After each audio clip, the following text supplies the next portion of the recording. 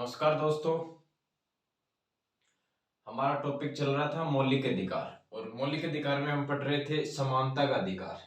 ठीक है, समानता का अधिकार हम पढ़ रहे थे और समानता का अधिकार में हमने अनुच्छेद 12, 13, 14 और 15 तक हमने अध्ययन कर लिया था। एक वो देख लो कि अनुच्छेद 15 6 जोड़ा गया था। अनुच्छेद 15 मौलिक अधिकार। टॉपिक का क्या नाम है? मौलिक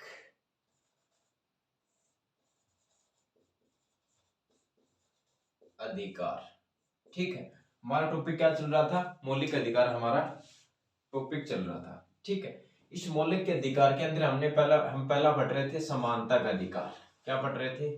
समानता का अधिकार। समानता का अधिकार।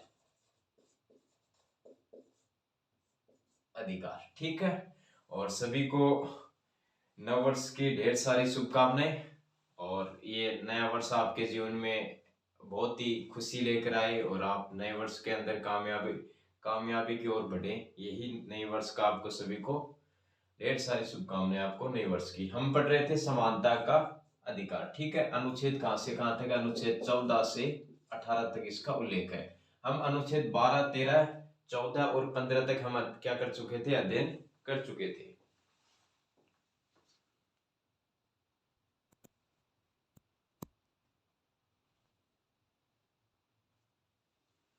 ठीक, हम क्या कर चुके थे? अनुच्छेद 12, 13 और 14 तक और 15 का अध्ययन कर चुके थे। एक वो देख लो, अनुच्छेद 15 6 जोड़ा गया था। अनुच्छेद 15 6 ये कब जोड़ा गया था? ये 103वां संविधान संशोधन, 3वां संविधान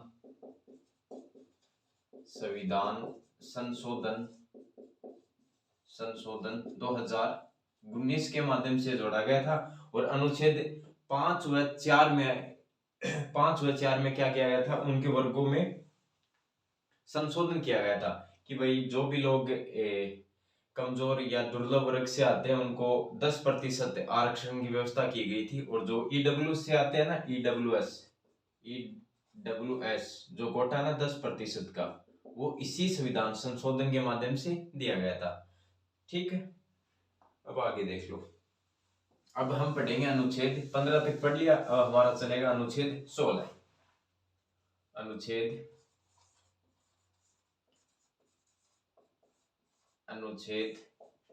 16 देखो, अनुच्छेद 16 में लिखा गया है नियोजन के अवसरों में समानता। अवसरों में समानता। अनुच्छेद 16 में लिखा गया है कि नियोजन के अवसरों में समानता या लोक नियोजन के अवसरों में समानता। सीधा सा मतलब है कि भाई सरकारी नौकरियों में समानता। ठीक है, अब इसी के अंदर कुछ अपवाद जुड़े, जैसे 16 अनुच्छेद 16(1), ठीक है, 16(2), 16(3), 16(4), 16(5), 16(6) तक इसमें भी जिस प्रकार से हम 15 में पढ़े थे ना, उसी प्रकार से इसके अंदर है। जैसे 16(1) है, 16(2) है, 16(3) है, 16(4), 16(5) और 16(6) 103वां संविधान संशोधन करके इसके अंदर से जोड़ा गया था। पहला क्या बोलता है? पहला बोलता है, देखो, राज्य नियुक्ति समान अवसरों पर देगा।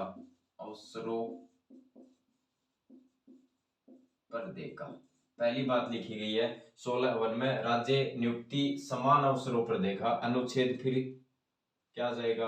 अनुच्छेद 16(2) इसमें लिखा गया है कि धर्म, मूलवंश, लिंग, जाति आदि के आधार पर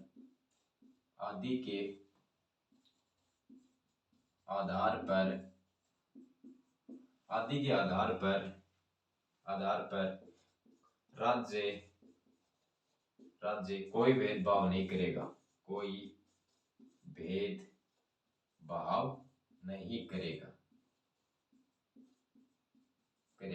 कहने का मतलब है कि राज्य सरकार, राज्य को दिया गया है कि धर्म, मूल, वंश, जाति, लिंग आदि के आधार पर राज्य कोई भेदभाव नहीं करेगा नौकरियों के अंदर।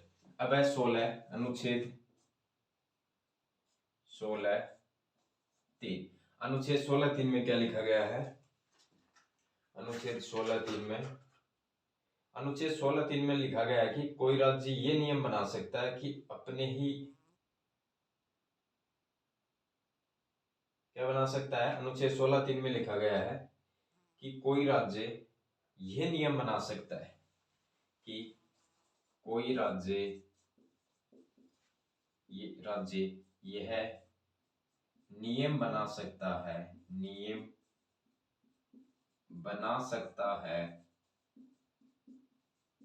कि अपने ही लोग नौकरी लगेंगे, लोग नौकरी लगेंगे। जैसे मतलब अनुच्छेद 3 में लिखा गया है कि अनुच्छेद 16(3) में लिखा है कि कोई भी राज्य ये नियम बना सकता है कि अपने ही लोग नौकरी लगेंगे। जिस प्रकार से राज्य के अंदर ये समझो कि पुलिस की भर्ती मान लो, अब पुलिस भर्ती के अंदर कुछ राज्य ये नियम बना सकते हैं कि हमारे लोग नौकरी लगेंगे। ऐसा नहीं है जैसे जिस प्रकार से राजस्थान के अंदर पुलिस की भर्ती निकली, तो अब ऑल इंडिया के राज्य इसके अंदर वो भर सकते हैं, फॉर्म अप्लाई कर सकते हैं। लेकिन कुछ राज्य ऐसे हैं जो ये नियम बना सकते हैं कि हमारे लोग नौकरी लगेंगे। जैसे पूर्वोत्तर भारत के कुछ राज्य हैं, जैसे मणिपुर है। अगर मैं बात करूं तो अरुणाचल प्रदेश है, त्रिपुरा,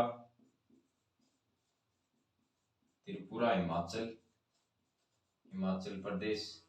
ये कुछ राज्य ऐसे हैं, मतलब ये नियम बना सकते हैं कि हमारे लोग नौकरी लगेंगे। पूर्वोत्तर भारत के कुछ राज्य हैं, उत्तर पूर्व भारत के हैं, ये नियम बना सकते हैं कि अपने लोग नौकरी लगेंगे। फिर इसके अंदर क्या है, साथ साथ लिख लिया करो। अनुच्छेद 16(4) में क्या लिखा गया है? 16(3) पढ़ लिया हमने। अब देखो अनुच्छेद 16(4), अनुच्छेद 16(4) में क्या लिखा गया है कि कोई भी वर्ग अगर पिछड़ा वर्ग है और वो सरकारी नौकरियों में उसका पूर्णतः प्रतिनिधित्व नहीं हो रहा है, तो राज्य ये नियम बना सकते हैं, उनके लिए आरक्षण की प्रावधान कर सकते हैं। भाई सीधा सही है। इसके अंदर 16(4) में लिखा गया है कि कोई भी राज्य, 16(4) में कोई भी वर्ग अगर पिछड़ा है और सरकारी नौकरियों में उसका पूर्ण प्रतिनिधित्व नहीं है, और सरकारी नौकरियों में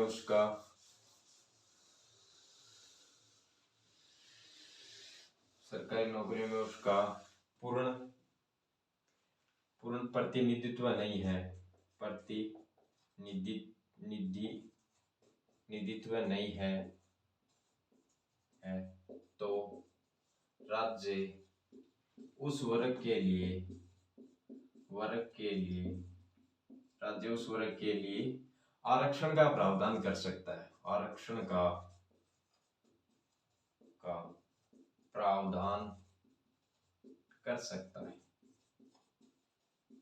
कहने का मतलब ये है सीधा सा कि भाई अनुच्छेद 16(4) में लिखा गया है कि कोई भी राज्य, अगर जिस राज्य का कोई भी वर्ग पिछड़ा वर्ग है और वो सरकारी नौकरियों में उसका क्या नहीं हो रहा है, पूर्ण प्रतिनिधित्व नहीं हो रहा है, तो वो राज्य उस पिछड़े वर्ग के लिए स्पेशल आरक्षण का प्रावधान कर सकता है।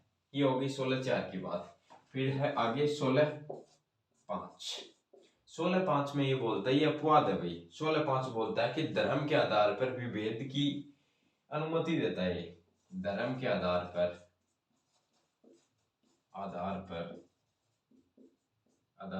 विभेद की अनुमति देता है।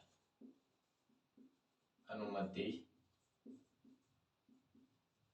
देता है।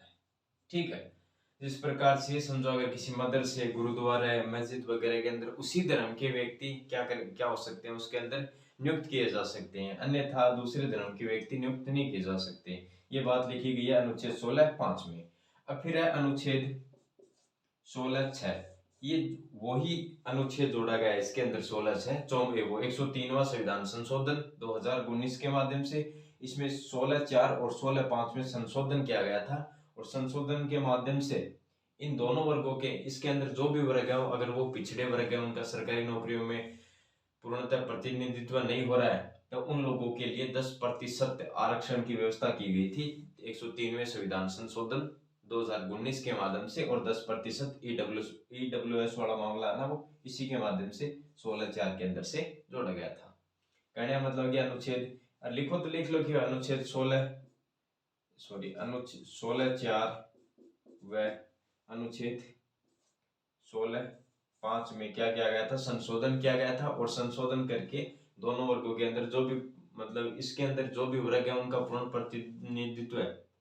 प्रतिनिधित्व नहीं हो पा रहा है सरकारी नौकरियों में, तो उनको क्या किया जाएगा, 10% आरक्षण की क्या करता है, व्यवस्था करता है।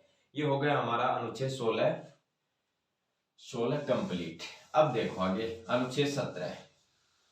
अनुच्छेद 17 के अंदर उल्लेख है अस्पृश्यता का अंत, मतलब छुआछूत का अंत।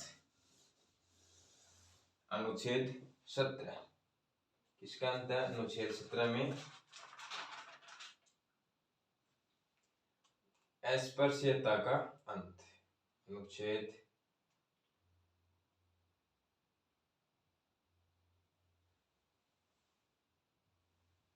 17 लिखो आगे। अनुच्छेद 17 अस्पृश्यता का अंत किया गया, मतलब छुआछूत का अंत, छुआछूत का अंत। अनुच्छेद 17 छुआछूत का अंत या अस्पृश्यता का अंत, इसमें उसका उल्लेख किया गया है। मतलब ये नहीं आप किसी के साथ भेदभाव नहीं कर सकते हो, भाई ये इस कास्ट का है, ये इस कास्ट का है, किसी मतलब कास्ट वगैरह का अगर आप ऐसा करते हो, किसी के साथ भेदभाव करते हो, तो आपके ऊपर कानूनी कार्रवाई हो सकती है। इसके उपलक्ष्य में एक अधिनियम पारित किया गया था 1955 के अंदर। अगर लिखना चाहो तो लिख लो कि अस्पृश्यता के पूर्ण उन्मूलन के लिए पूर्ण उन्मूलन के लिए संसद द्वारा 1955 में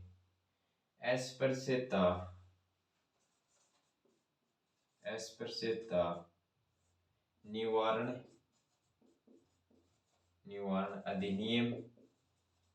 अधिनियम पास किया गया था।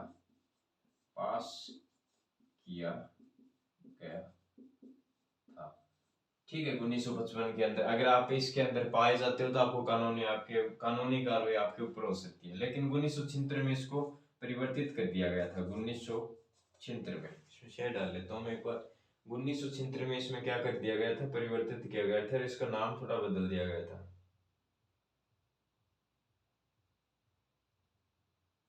आगे देखो 1976 में परिवर्तित करके इसका नाम कर दिया गया था नागरिक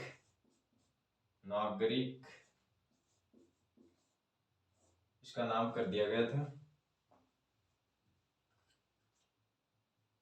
डाल लेते हैं इसके अंदर चलता है।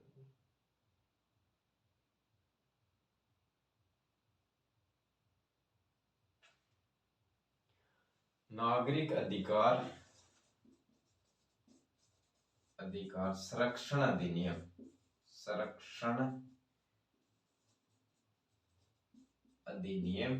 1955 नाम दिया गया था। 1976 के अंदर इसका नाम परिवर्तित कर दिया गया था। और नाम में क्या लिखा गया, किसके अंदर क्या परिवर्तित किया गया कि नागरिक अधिनियम संरक्षण 1955। 55। ठीक, ये हो गया 16। फिर अब है अनुच्छेद 18। अनुच्छेद 18 में लिखा गया है उपाधियों का अंत। अनुच्छेद 18 में क्या है? उपाधियों का अंत। अनुच्छेद 18 में क्या है? उपाधियों का अंत। उपाधियों का अंत। ठीक, आप किसी भी प्रकार की उपाधि धारण नहीं कर सकते हो। अगर छूट किसको दी गई है इसमें? सेना व शिक्षा, शिक्षा को छोड़कर अन्य पर प्रतिबंध, मतलब अन्य उपाधि धारण नहीं कर सकते। शिक्षा व सेना को छोड़कर अन्य उपाधि धारण नहीं कर सकते,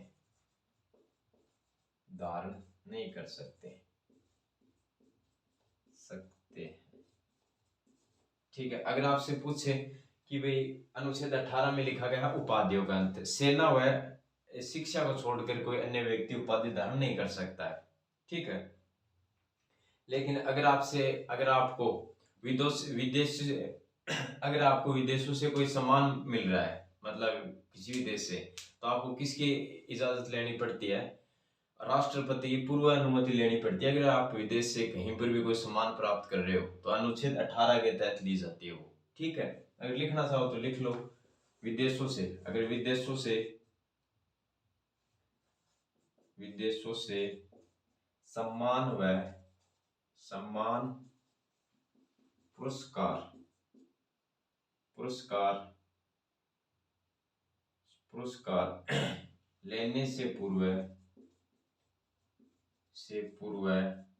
राष्ट्रपति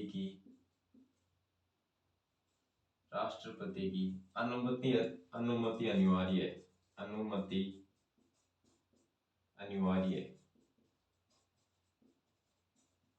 है। मतलब अगर आपको किसी भी देश से कोई सम्मान या पुरस्कार प्राप्त हो रहा है तो आपको अनुच्छेद 18 के तहत मिल रहा है वो, और आपको राष्ट्रपति की क्या लेनी पड़ती है? उसकी अनुमति लेनी पड़ती है। ठीक, ये हो गया हमारा समानता का अधिकार कंप्लीट। अनुच्छेद 14 से 18 तक पढ़ लिया हमने। चलो अब इसके आगे कौन सा आएगा?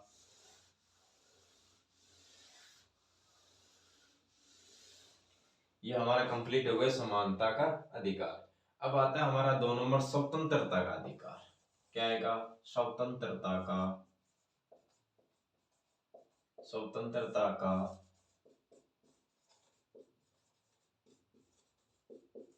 अधिकार। ठीक, अगला हमारा क्या है? स्वतंत्रता का अधिकार। अनुच्छेद 19 से 22। तो ठीक है दोस्तों, हम ये स्वतंत्रता का अधिकार अगले नेक्स्ट क्लास में पढ़ेंगे। ठीक, और ये हमारा मौलिक अधिकार चल रहा था, उसके अंदर हमने समानता का अधिकार पढ़ लिया, डिटेल से पढ़ा है। और अनुच्छेद वैसे तो 12 से 18, लेकिन वैसे सही मायने 14 से 18 पढ़ लेते हैं इसको। और अगला टॉपिक रहेगा स्वतंत्रता का अधिकार, ये नेक्स्ट क्लास में पढ़ेंगे। Okay, thank you.